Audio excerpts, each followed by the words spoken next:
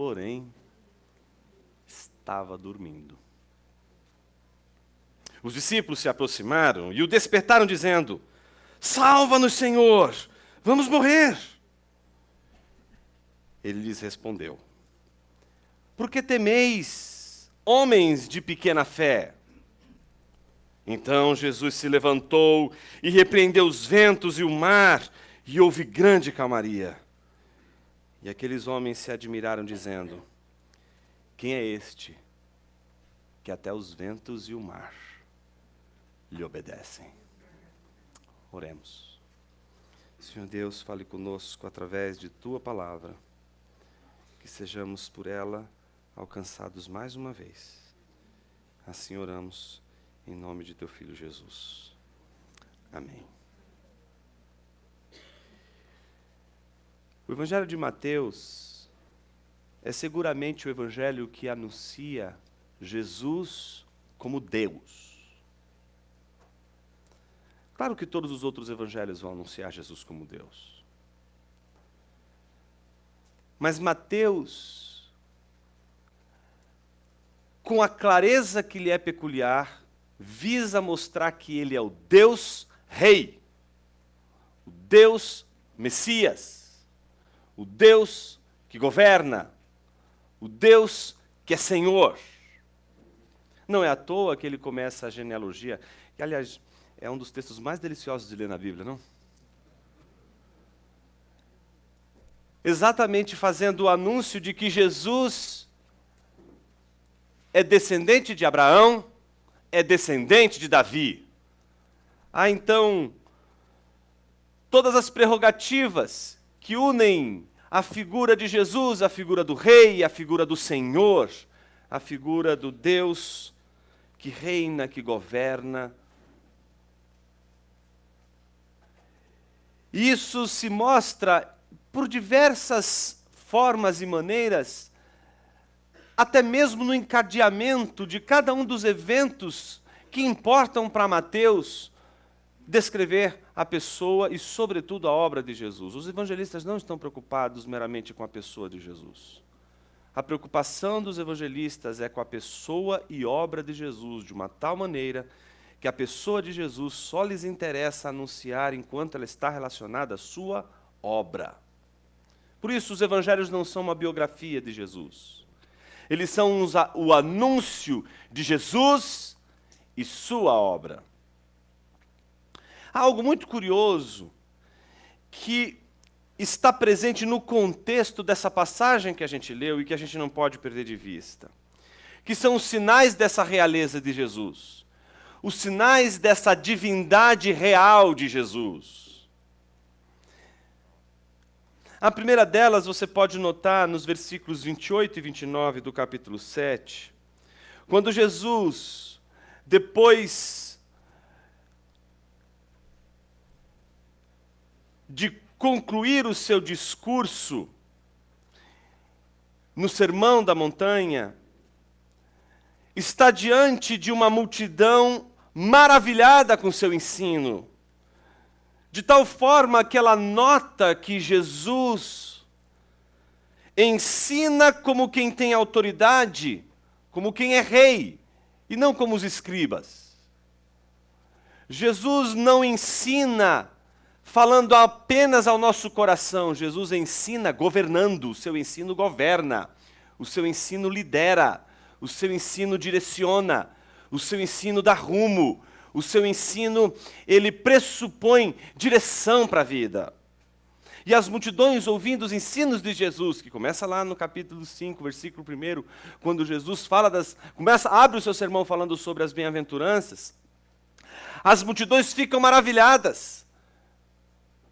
Mas não só ficam maravilhadas com o fato de que Jesus ensina com quem tem autoridade, mas como nós vimos no versículo de número 27 do capítulo 8, eles também se admiram de Jesus, porque a sua palavra não somente dirige, não somente traz admiração da população pelo que ele ensina, mas causa admiração pelo seu controle, pelo seu domínio sobre o vento, sobre o mar, sobre tudo que está à sua volta.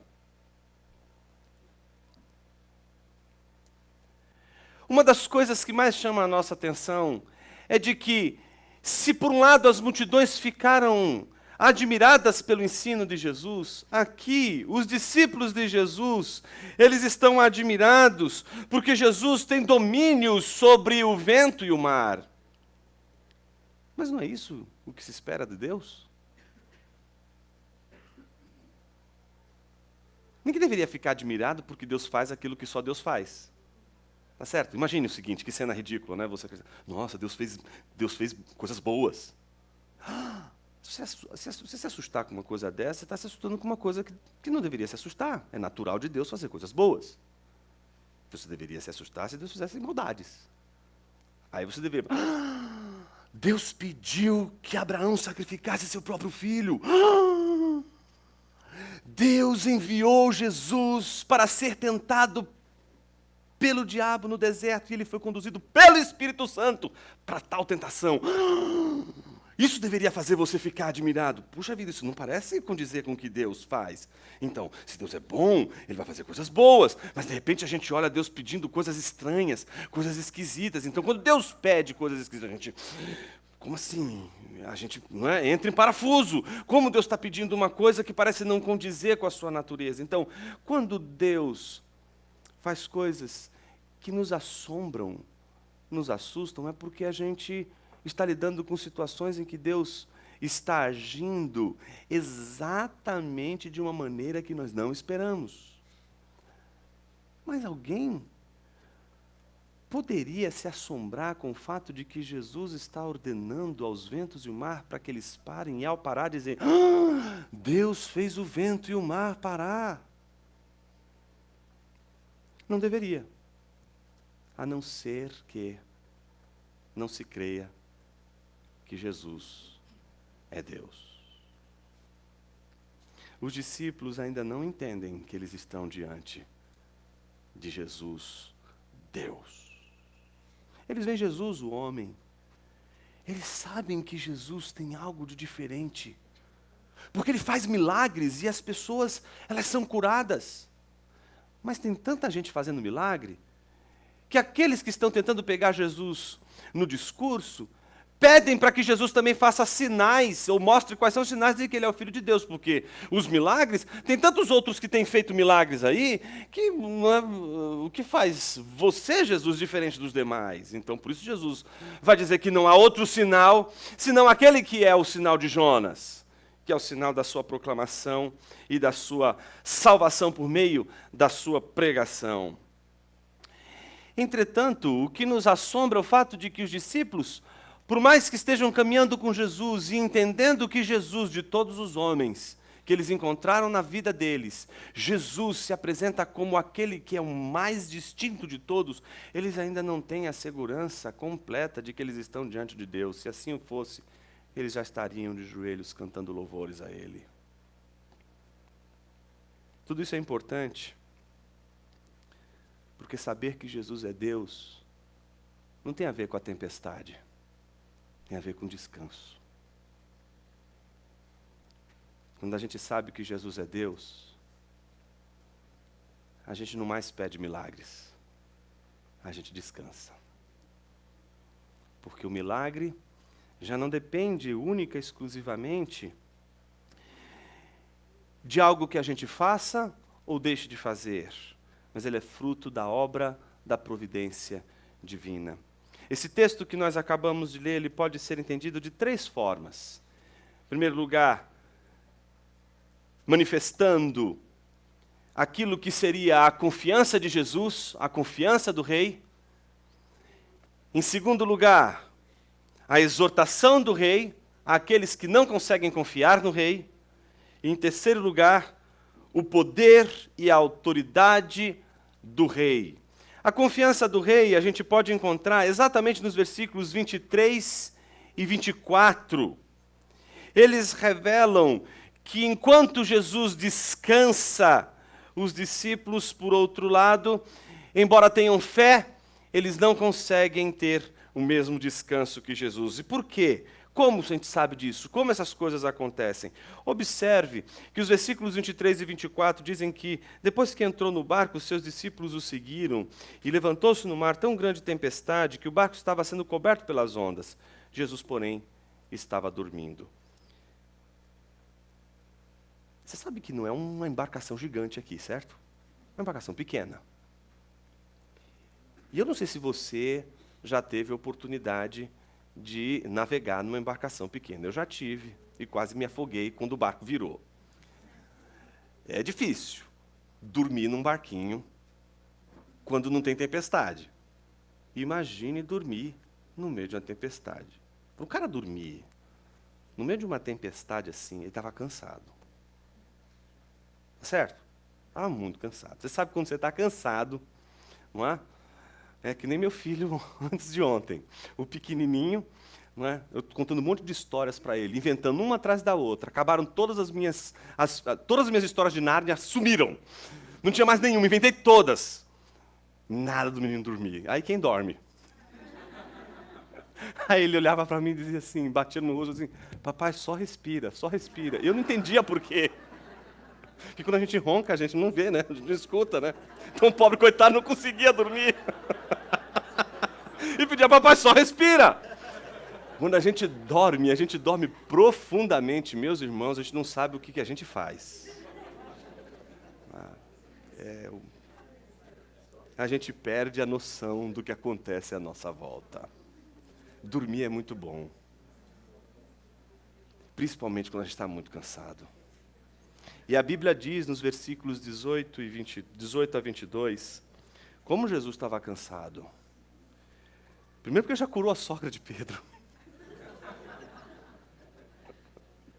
Não só curou a sogra de Pedro, mas tinha expulsado demônios, espíritos imundos, curou enfermos, fez tantas obras. E o versículo 18 diz que quando viu uma multidão ao seu redor, Jesus deu ordem de partir para o outro lado do mar. E um escriba, aproximando-se, disse-lhe, mestre, eu te seguirei onde quer que fores. Jesus respondeu, as raposas têm tocas e as aves do céu ninhos, mas o filho do homem não tem onde descansar a cabeça. E outro de seus discípulos lhe disse, Senhor, permite que antes eu vá sepultar meu pai. Jesus, porém, respondeu-lhe, segue-me e deixe os mortos sepultarem seus mortos. Note que, depois de um tempo fazendo milagres, etc., aparece ali um escriba dizendo, eu te seguirei onde quer que for. E Jesus diz, se você soubesse onde você está se enfiando, você não teria tanta confiança assim. Não é? Essa confiança que a gente tem de dizer, Senhor, eu te seguirei, isso a gente só faz, não é? Quando a gente está naquela fase que todo mundo acha que é a fase mais gloriosa, a fase do primeiro amor, que é justamente a fase que você é mais estúpido. É a fase que se alguém levanta a mão, você levanta junto. O que ele está fazendo? É para levantar a mão? Eu levanto. É aquela fase que você não sabe nada de Bíblia. Nada de Bíblia. Tá certo? E aí você fica depois lendo lá Apocalipse, né? Lendo lá a carta da igreja aos Efésios, né? Aí dizendo assim, puxa, eu acho que é isso mesmo. Tenho, porém, contra ti que abandonaste o primeiro amor, é isso. Eu preciso voltar àquela época. Jesus não está falando ali de você voltar para a estupidez, para a ingenuidade. Jesus está falando ali do primeiro amor como a própria palavra primeiro amor indica. A palavra prótera, que está sendo usada ali, não significa só o primeiro amor enquanto primeiro, mas é aquilo que vem antes. Pode ser traduzido da seguinte forma, tenho, porém, contra ti que abandonaste o amor que vem antes de todas essas coisas, o amor que vem antes do quê? Antes de tudo aquilo que Jesus está dizendo. Olha, conheço as tuas obras, sei que você é uma colmeia produtiva, você persevera diante das tentações e você tem uma ortodoxia impressionante, porque chegou aí uns caras que se dizem apóstolos, mas não são, e vocês botaram para correr porque vocês conhecem o Evangelho, vocês conhecem a palavra de Deus. Então Jesus diz àquela igreja, tenho porém contra ti, mesmo ela tendo todas essas coisas positivas, ele tem algo contra essa igreja, não porque ela perdeu aquele afã, aquela coisa toda calorosa do primeiro momento da vida cristã, mas porque, antes de tudo isso, não tem amor. Ela tem ortodoxia, ela tem perseverança, e ela trabalha como ninguém, mas falta amor, falta piedade, falta devoção. Então, é curioso quando a gente encontra as nossas afirmações iniciais, né? Eu te seguirei, Senhor. Como Pedro, né? Senhor, como o Senhor diz uma coisa dessa? Para onde o Senhor for, eu irei. Jesus olha para ele assim, rapaz, hoje mesmo você vai me negar e vai me negar 3 vezes. Imagina, Senhor, o Senhor não me conhece.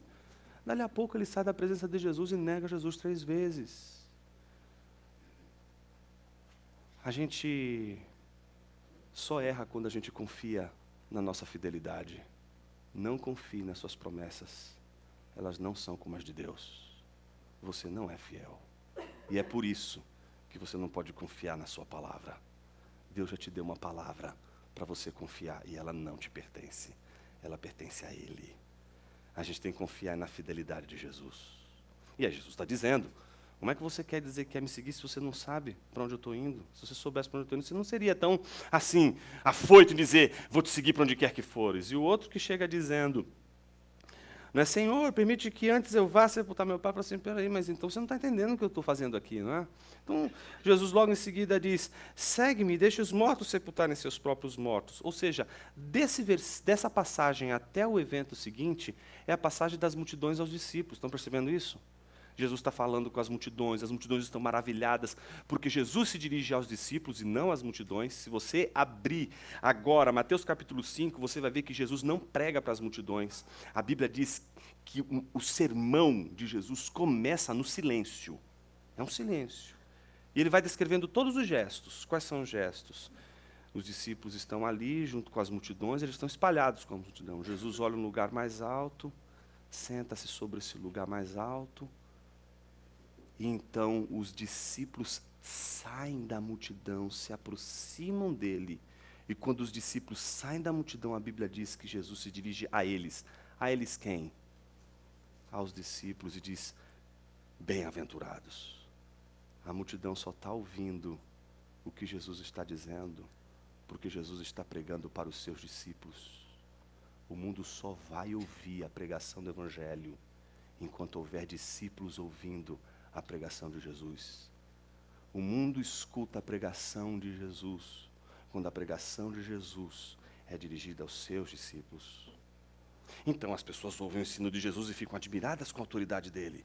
Segundo lugar, nós vimos aqui que quem fica admirado com Jesus agora são os discípulos. É a passagem da multidão para os discípulos. Se a multidão fica extasiada com os ensinos, por outro lado, agora os discípulos vão ficar extasiados e admirados com o poder e a autoridade de Jesus. Note que o versículo 23 começa dizendo, depois que entrou no barco, seus discípulos o seguiram.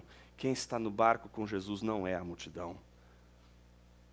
A multidão, ela comporta uma das personagens que a gente poderia chamar de seguidores de Jesus. É como se a gente tivesse que pensar em círculos de relacionamentos com Jesus. E o primeiro grande círculo de relacionamento com Jesus é o da multidão.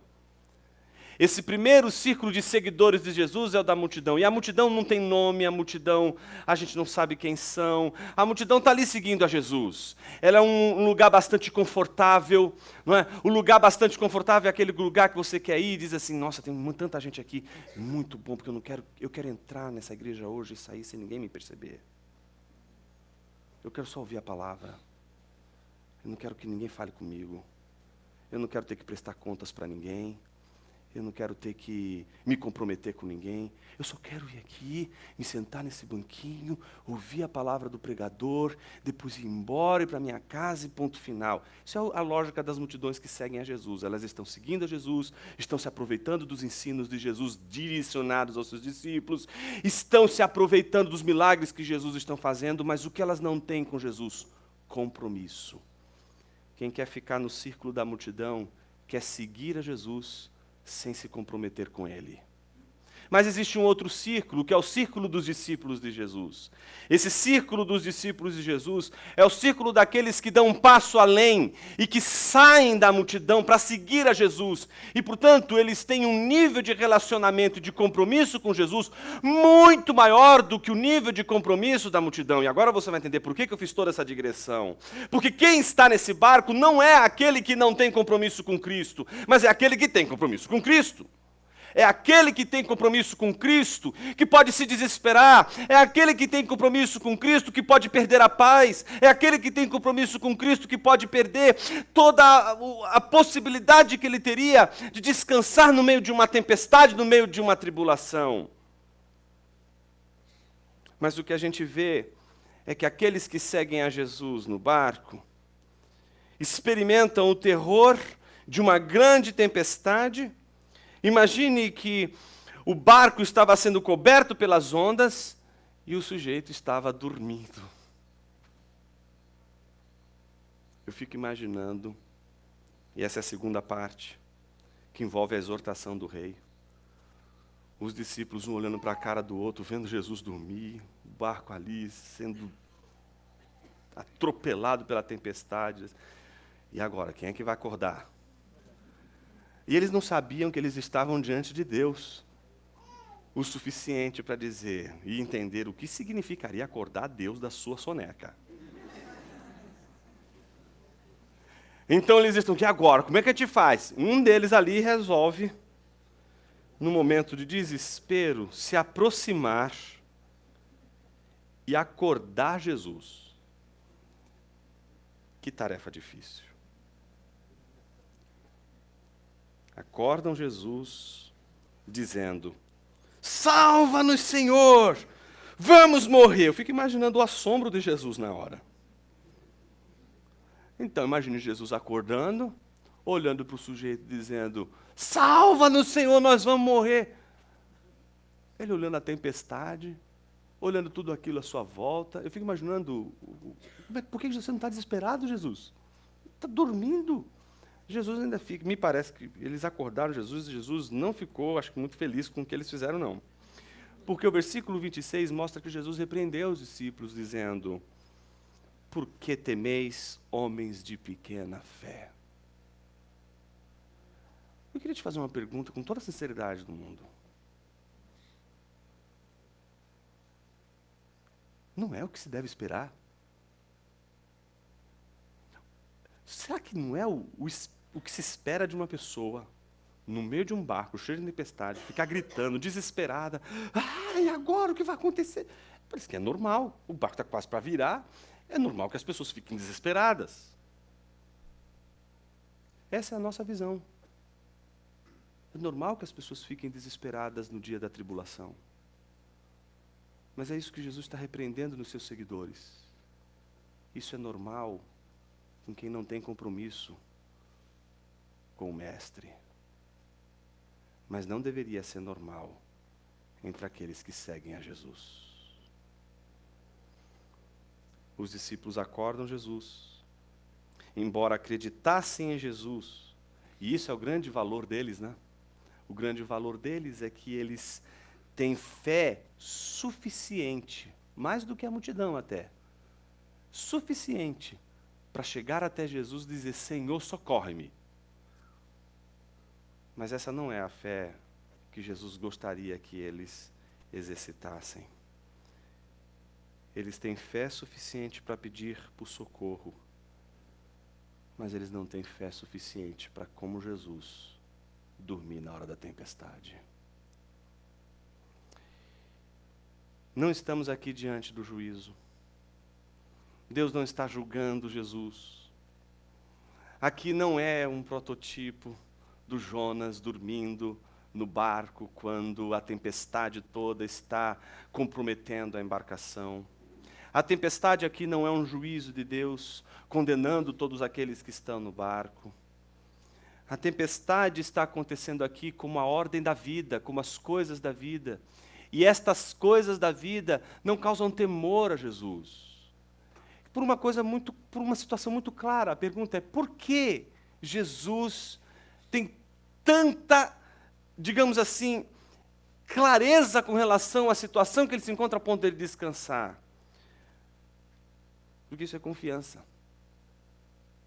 Quando Jesus estava sendo preso pelos soldados do Sinédrio, um daqueles discípulos, querendo manifestar sua coragem, tira a espada, e quando um deita a mão sobre Jesus, vai lá e arranca a orelha, né? Essa é uma situação muito delicada, né? Porque o sujeito eu não consigo imaginar o cara dizendo assim, dá licença, seu soldado, pega a orelha do cara, só quero arrancar a sua orelha, fica tranquilo. O cara mirou para arrancar a cabeça dele, mas o cara é ruim de espada. E arrancou a orelha dele. Jesus olha para ele, rapaz, o que você está fazendo? Eu fico imaginando a cena, Jesus pega a orelha, cola lá. O cara que vai prender ele, calma aí, você vai me prender, você vai me levar agora para a prisão, com toda a calma do mundo. Olha que descanso, olha que maneira de descansar. Você vai me prender, fique tranquilo, essa chegou a hora. Fique tranquilo, ninguém vai fugir não, não vai acontecer nada aqui não. Espera aí, deixa eu cuidar de você um pouquinho, porque você precisa de forças para poder me prender. E ele olha para todo mundo e diz assim, vocês vêm até mim com lanças, com armas. Eu preguei o tempo todo diante de vocês e vocês não colocaram a mão em mim. Não é porque vocês não podiam, não é porque vocês não queriam, é porque vocês não podiam. E se vocês vão colocar a mão agora em mim, essas mãos que serão colocadas em mim só serão colocadas em mim por causa de Deus. Se Deus enviasse todos os anjos do céu agora, nenhum de vocês poderia colocar a mão em mim. Então Jesus tem clareza de que todas as coisas que vão acontecer com ele vão acontecer no tempo certo. Jesus sabe que ele pode tirar a sonequinha ali no barco dele, porque ele não vai morrer naquela hora. Não vai acontecer absolutamente nada naquela hora, a não ser uma bela de uma oportunidade de ele dormir, de ele descansar. O problema são os discípulos, que não conseguem vislumbrar a mesma fonte de segurança que Jesus tem. Eles não conseguem entender como Jesus pode ter uma segurança tão clara, uma confiança tão clara ao ponto de, no meio de uma tempestade, dormir. Então, eles recorrem a Jesus, e isso, meus irmãos, é um dos atos mais bonitos dos discípulos. Isso mostra o quanto eles têm comprometimento com Jesus. No momento das aflições, no momento da tribulação, no momento da turbulência, o que ele faz? O que o discípulo faz? Ele pede socorro a Jesus. Mas Jesus, antes de socorrê-los, diz, por que vocês temem, homens de pequena fé? A exortação de Jesus é, portanto, a exortação daquele que reconhece que os discípulos temeram a morte. Os discípulos tinham medo de morrer. Eles tinham medo do que iria acontecer. Eles estavam apavorados. E quando eles recorrem a Jesus pedindo para que Jesus os livre do mal, os livre da morte. Mas o desafio de Jesus para eles é outro. O desafio de Jesus para eles é se vocês soubessem realmente quem está com você no barco, vocês nem sequer pediriam por salvação, porque vocês já saberiam que estariam salvos.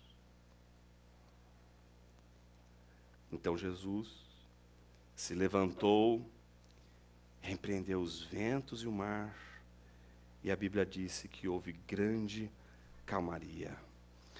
Essa terceira parte mostra o quanto Jesus não somente é o rei que confia, é o rei que exorta os seus súditos, mas é o rei que exerce a sua autoridade diante de tudo à sua volta, para que os seus súditos saibam que ele tem poder sobre todas as coisas, para que eles possam ter confiança de que todas as coisas estão sob o domínio e o seu controle. Então, quando Jesus diz que o vento e o mar pare, e houve grande calmaria ao repreendê-los, a Bíblia diz no versículo 27 que aqueles homens se admiraram, dizendo, quem é este que até os ventos e o mar lhe obedecem? Quem é este? Eles estão com Cristo, eles estão no barco com Cristo, eles sabem que Jesus faz milagres e é por isso que eles pedem para que Jesus faça um milagre. Mas quando eles dizem socorre-me, eles não sabem o que Jesus pode fazer. Jesus faz algo extraordinário, faz o vento e o mar, tudo se acalmar. E aí, no final das contas, eles fazem a pergunta, mas quem é este? Como assim, quem é este? A gente entende que todo o trabalho de Mateus é mostrar como os discípulos e aqueles que estão seguindo a Jesus vão responder essa pergunta. Quem é este que está com a gente no barco, dormindo na hora da tempestade? quem é este que descansa no momento em que os homens temem a morte? A resposta dessa pergunta aparece em Mateus, justamente no versículo 54 do capítulo 27. Se você quiser, você pode abrir sua Bíblia.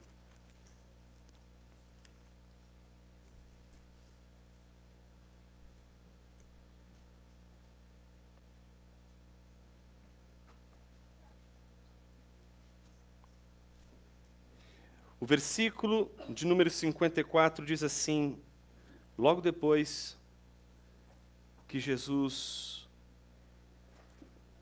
morre e o véu do santuário se rasga, os sepulcros se abrem.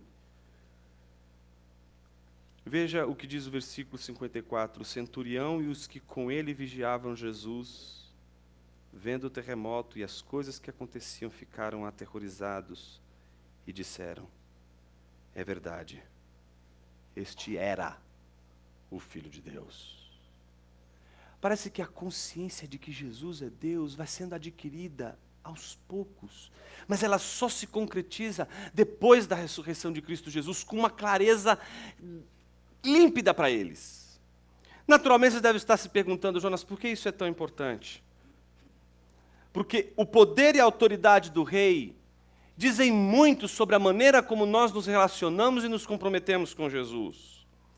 A pergunta quem é este não deve ser deixada de lado, porque a pergunta quem é este é justamente aquela que vai dizer se você é um discípulo que acredita que Jesus é poderoso para fazer sinais e milagres, ou se você acredita que Jesus é Deus.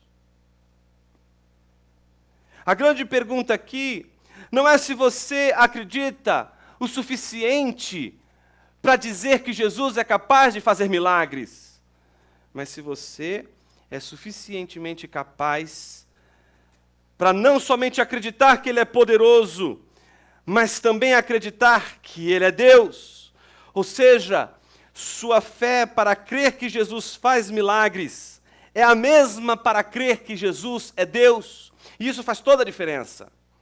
Porque se você crer que Jesus é apenas alguém que faz milagres, a única coisa que vai trazer paz no dia da aflição é o milagre. E se Ele tiver e fizer o milagre, você terá paz. Mas bem-aventurado é aquele que, sabendo quem Jesus é, vai ter paz na tempestade ou na bonança. Vai encontrar paz e vai descansar nos momentos mais difíceis, nos momentos mais caóticos, nos momentos mais comprometedores da vida. Me dirijo a você, que no meio da tempestade da vida, no meio das questões mais terríveis, tem pedido milagres ao Senhor. Essa pequena meditação de hoje é uma maneira de te perguntar: por que você está fazendo isso? Por que você acha que essa é a melhor maneira de ter paz na tribulação? Por que você acredita que simplesmente pedir para que Jesus faça um milagre vai te trazer paz? Por que não acreditar que é possível, como Jesus, ter paz no meio da tempestade, descansar nele? Tudo vai se realizar conforme a providência, o controle, a soberania de Deus. Talvez o nosso desejo de milagre seja o desejo de ver Deus trabalhando. Só isso. Porque a gente não suporta a ideia de que no dia da tempestade Ele esteja dormindo. Oremos.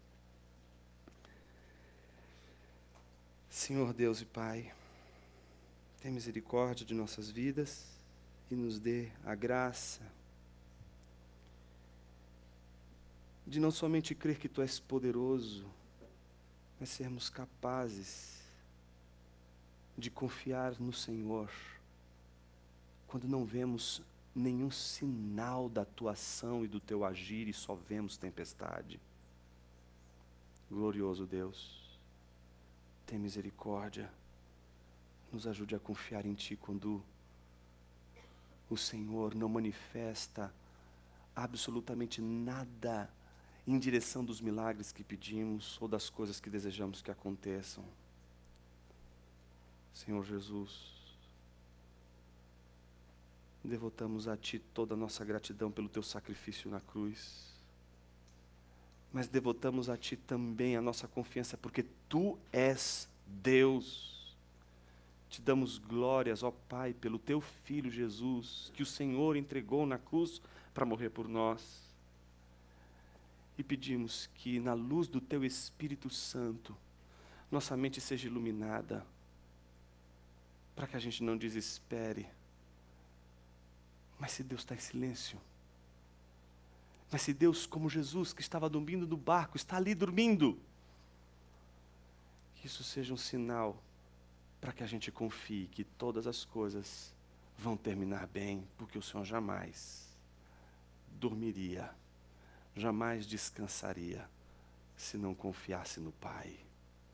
Ajude-nos, Senhor, a aprender com o Filho, a confiar em Ti e a descansar na hora da tribulação.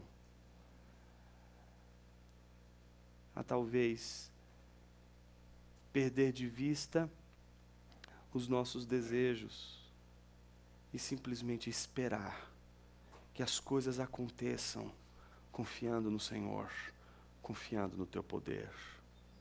Te pedimos perdão, Senhor, pela nossa precipitação, porque às vezes a gente vendo as coisas como estão e nada acontecendo, a gente quer improvisar a bênção, a gente quer improvisar milagres, a gente quer improvisar saídas, a gente quer improvisar tudo à nossa frente.